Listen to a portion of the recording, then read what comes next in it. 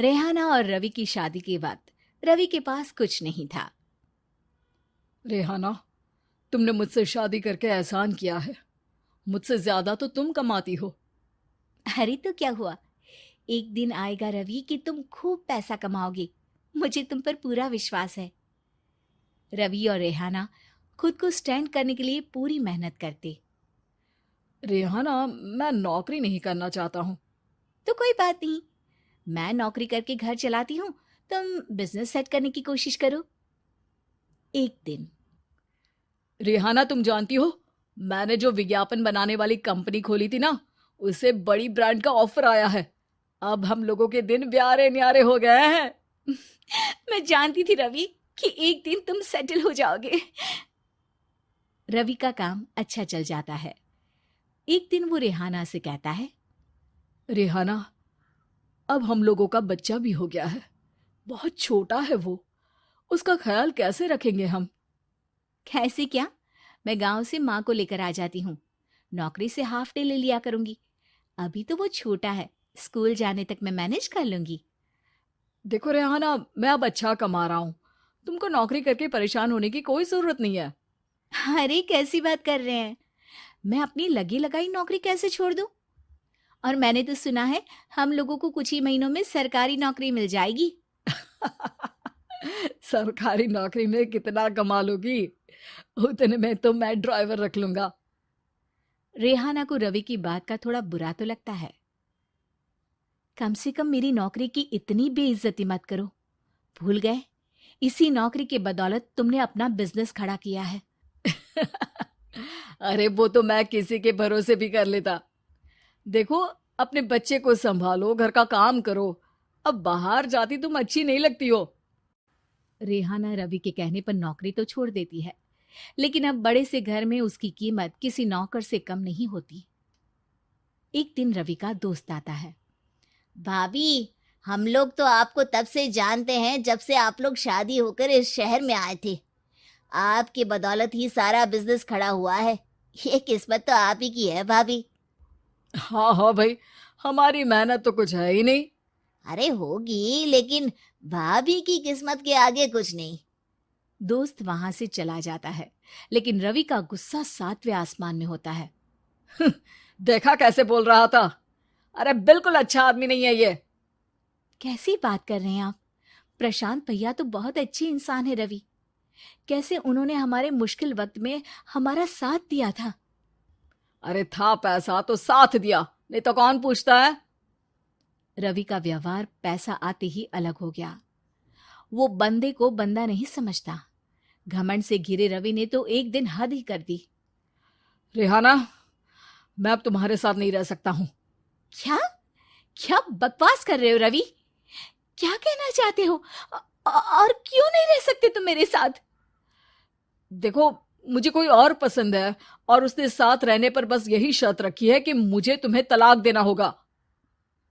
रेहाना, जो कि एक स्वावलंबी महिला थी, उसने बिना देर किए रवि को कह दिया, कोई इश्यू नहीं, मुझे पैकिंग में 4 दिन का वक्त लगेगा, लेकिन तब तक मैं तुम्हारे साथ नहीं रहूंगी।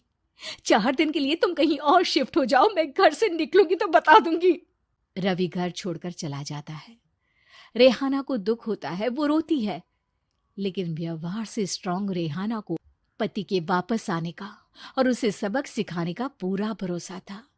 फिर एक दिन, अरे शुशिका, कब शादी करोगे तुम मुझसे? यार मैंने तो सोचा था तुम शादी से पहले मुझे विदेश लेकर जाओगे, महंगी कार दिलाओगे। अरे सब दिला दूंगा, लेकिन पहले मुझसे शादी तो कर लो। हाँ हाँ, क्यों नहीं। मैं कुछ दिनों के लिए अपने मम्मी पापा के पास जा रही हूँ और लोगों से अपनी शादी की बात करूंगी। अरे शुशिका, कैसे रहूंगा मैं तुम्हारे बिना? अब तो शादी ही होने वाली है हम लोगों की। शुशिका रवि को छोड़कर चली जाती है। रवि घर आता है, जहां रेहाना को ना पाकर उसे सब अजीब लगता है। घर तो रेहाना के बिना कुछ नहीं है। बच्चे की याद भी आ रही है। चलो एक वीडियो कॉल कर लेता हूँ। रवि रेहाना को वीडियो कॉल करता है, लेकिन रेहाना फोन नहीं उठाती।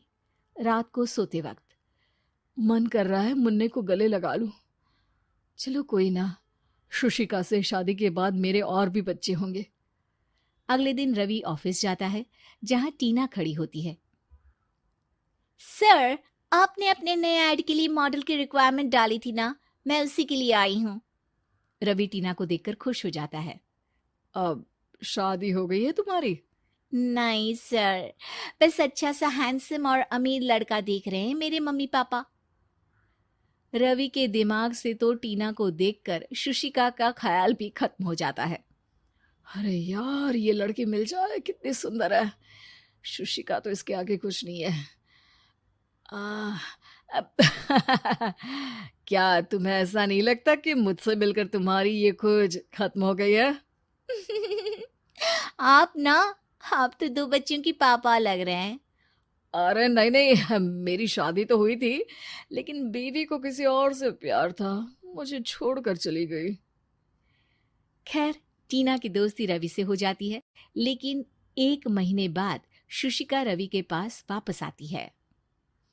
मेरे मम्मी पापा तुमसे मिलना चाहते हैं, लेकिन उन लोगों को ये मत बताना कि तुम पहले से शादीशुदा हो, और हाँ, शादी से पहले अपनी सारी प्रॉपर्टी तुमको मेरे नाम करनी होगी। अरे पागल, अब मैं तुमसे शादी ही नहीं करना चाहता। भला ऐसी लालची औरत से कौन शादी करेगा? तभी वहां टीना आ जाती है। रवि, ये पागल सी औरत कौन है? देखो, तुमने ही कह दिया ना पागल, तो पागल ही है। पता नहीं कौन है, कह रही है शादी कर लो, लेकिन शादी से पहले अपनी सारी प्रॉपर्टी मेरे नाम कर दो। बोल तो सही रही है। वैसे तुम जानती हो, मेरी एक सहेली है, उसके पति ने उसे पैसा आते ही छोड़ दिया, जबकि उसको खड़ा करने वाली ही मेरी सहेली थी। और मुझे भी भरोसा नहीं है। अगर मैं भी तुमसे शादी करूंगी तो तभी, जब तुम मेरे नाम अपनी सारी प्रॉपर्टी कर दोगे। अरे हाँ हाँ, क्यों नहीं, बिल्कुल कर दूंगा। रवि और टीना की शादी की तारीख तय हो जाती है। वो अपनी सारी प्रॉपर्टी के कागज लेकर शादी वाली जगह पर पहुंचता है, लेकिन वहां टीना आती नहीं। रवि टीना को मैसेज करता है। कहाँ हो? सॉरी, मैं तुमसे शादी नहीं कर सकती, मुझे तुमसे भी ज्यादा पैसे वाला मिल गया। रवि को गुस्सा आ जाता है। वो गुस्से से सारा डेकोरेशन तोड़ रहा होता है कि वहां रेहाना आ जाती है। सर, क्या हो गया? क्या डेकोरेशन पसंद नहीं आई आपको? अ, तुम यहाँ क्या कर रही हो? मैं यहाँ की डेकोरेटर हूँ। क्या आपको पसंद नहीं आई यहाँ की सजावट? रवि दौड़कर रेहाना के गले लग जाता है। मुझे माफ कर दो रेहाना। रवि रेहाना के गले लग जाता है और रेहाना टीना को थैंक्स का मैसेज करती है।